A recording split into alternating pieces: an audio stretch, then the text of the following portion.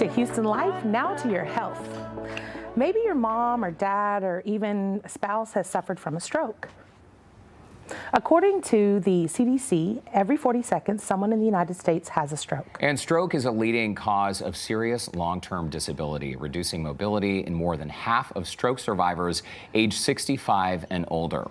So where can you find help? Joining us is physical therapist Arundhati Bajor, or Aru Bajor, with Memorial Hermann Rehabilitation Hospital, Katy, and survivor Guadalupe Garza. Welcome to you both. It's nice to meet you both. Thank you. And Guadalupe, let's start with you. We were just chatting, getting to know you during the commercial break. So it was March of last year, March of 2022. Right. And you suffered a stroke. Yes. A scary time. Talk to us about the process and the aftermath. Well, I can't remember a lot of the process, but I remember what my wife told me. Okay. And she had neighbors put me in my vehicle. In your car to take you to the hospital? To take me to the hospital. And then because I didn't realize I had a stroke till almost a month afterwards. What were your first symptoms? Did you have, like you couldn't speak or? Well, my first symptoms,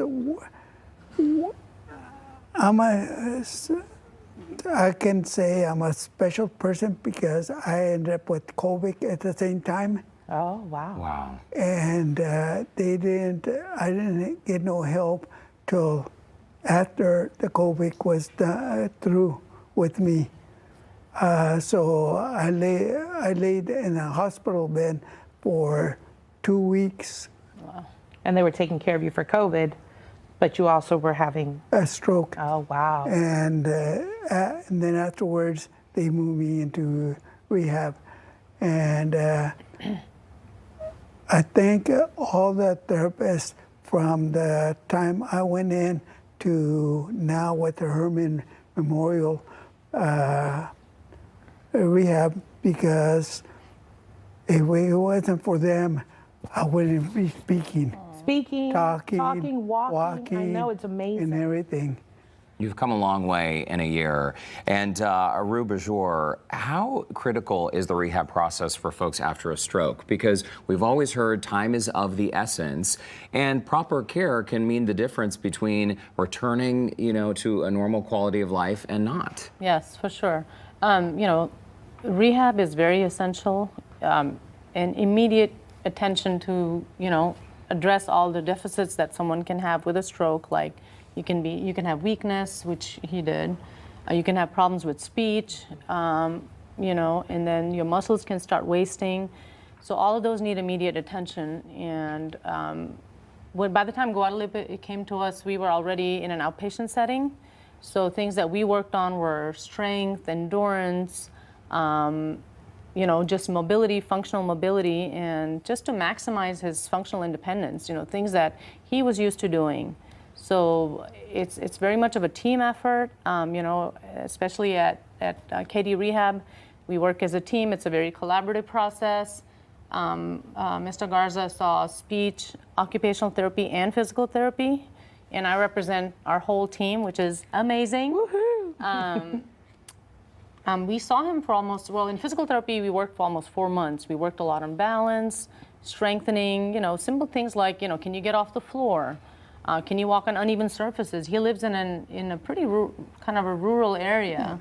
So that was a concern, to prevent falls. And, is he able to get up? If he fell down, those kinds of things. And then the day-to-day things that you do. So occupational therapy kind of helps with that, Is he able to bathe himself and dress himself and work on fine motor things? Yeah, exactly, fine motor stuff, yeah. And then with the speech, he worked extensively. And then he recently started driving, which was an amazing thing. Congratulations. Yeah, that was a big goal. How did that feel? Independent.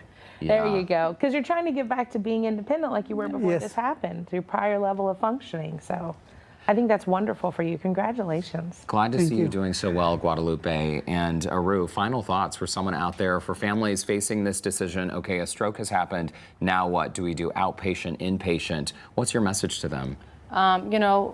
Usually from the acute care setting, we go to the inpatient setting. Make sure you follow up, you do your exercises, follow up with your physicians.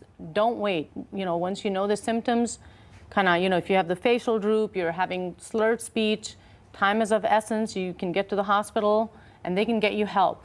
So from there on, the hospital, people at the hospital will take over and they will kind of guide you, if you're ready for inpatient rehab, that's where you'll go, and then on to outpatient therapy and then to get stronger. Well, Guadalupe Garza, thank you so much for stopping by, sharing your story. Glad to see you doing well. And Arundhati Aru Bajor, thank you so much as well for your advice. Yes. Appreciate it. And in the meantime, if you'd like to learn more, you can call 800-44-REHAB, or you can visit memorialhermann.org/about-Katie Rehab. We'll also have a link on the homepage of our website, HoustonLife.tv.